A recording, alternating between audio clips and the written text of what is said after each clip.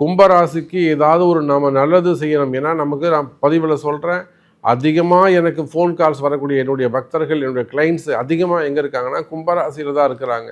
நிறைய business பண்ணக்கூடியவர்கள், factories வச்சு நடத்தக்கூடியவங்க, தொழிலதிபர்கள் மற்றும் கவர்மெண்ட் ஜாப்பு. அப்போ இதெல்லாம் அவங்க ஜாபில் ப்ராப்ளம் வருது, வீண்படி அவமானங்கள், தலைக்குனிவு, எவ்வளோ கஷ்ட நஷ்டங்கள்லாம் இந்த கும்பராசி அன்பர்கள் பார்த்துருக்குறாங்க. அப்போ ஆனால் இந்த கஷ்டங்கள்லாம் இனி உங்களுக்கு இல்லை.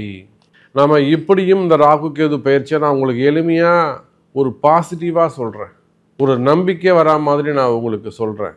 கவலைப்படாதீர்கள் கும்பராசி அன்பர்களே, இந்த ராகு கேது பயிற்சி உங்களுக்கு நன்மை. சந்தோஷத்துக்காக சொல்லாதீங்க சாமி, எனக்கு உண்மையை சொல்லுங்கள் சாமி, உண்மையிலே எனக்கு நல்லது நடக்குமா? கண்டிப்பாக கும்பராசி அன்பர்களே, இந்த ராகு கேது பயிற்சி காரணம் என்னன்னு கேட்டிங்கனாக்கா, 7.5 சனியில் பாது சனி, அது ஒரு ப்ராப்ளம் இல்லை.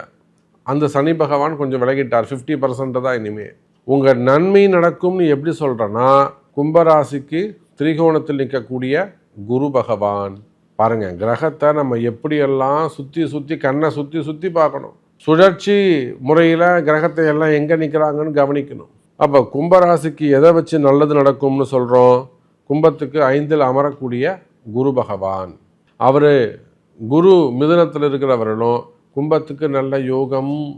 இந்த ஜூன் மாதத்தில் இருந்து கும்பராசி அன்பர்களே, புதிய வாழ்க்கை ஆரம்பம்.